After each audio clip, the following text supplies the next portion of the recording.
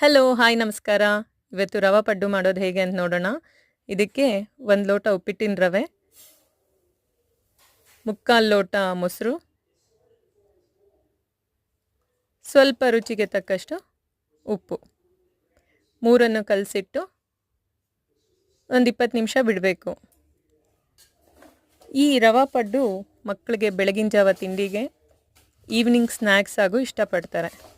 ಇದನ್ನು ನಾವು ಪ್ಲೇನಾಗೂ ಮಾಡ್ಕೊಂಡು ತಿನ್ಬೋದು, ಅಥವಾ ಬರೀ ಈರುಳ್ಳಿ ಹಾಕಿ ಅಥವಾ ಎಲ್ಲ ತರಕಾರಿಗಳ ಮಿಶ್ರಣ ಹಾಕಿನೂ ಮಾಡಿದ್ರೂ ತುಂಬ ರುಚಿಯಾಗಿರುತ್ತೆ.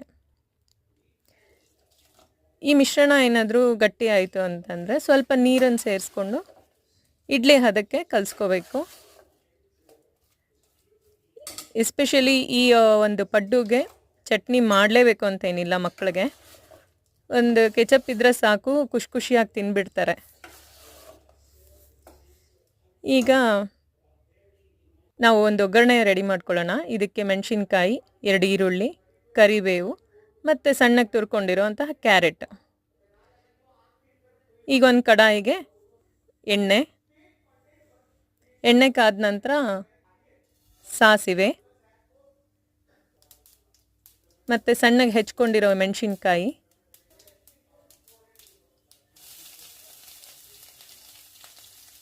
ಮತ್ತು ಕರಿಬೇವು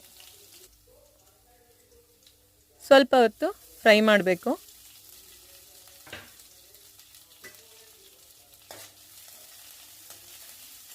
ಇದು ಸ್ವಲ್ಪ ಫ್ರೈ ಆದಮೇಲೆ ಸಣ್ಣಗೆ ಹೆಚ್ಕೊಂಡಿರೋಂತಹ ಈರುಳ್ಳಿ 2 ಹಾಕಿ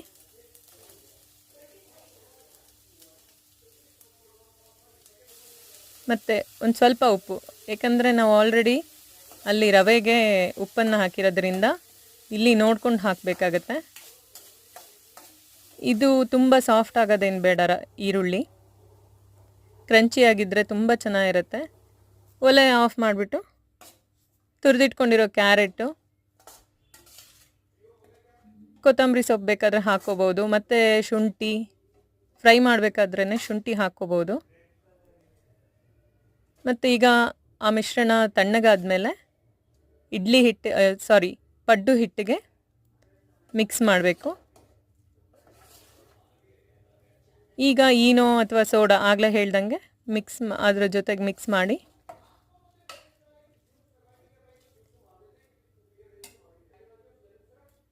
ನೀರು ಬೇಕಾದ್ರೆ ಸ್ವಲ್ಪ ನೀರನ್ನು ಸೇರಿಸ್ಕೊಂಡು ಪಡ್ಡು ಹೆಂಚನ್ನು ಕಾಯಕ್ಕಿಟ್ಟು ಸ್ವಲ್ಪ ಎಣ್ಣೆ ಹಾಕಿ ಪಡ್ಡುನ ಮಾಡಬೇಕು.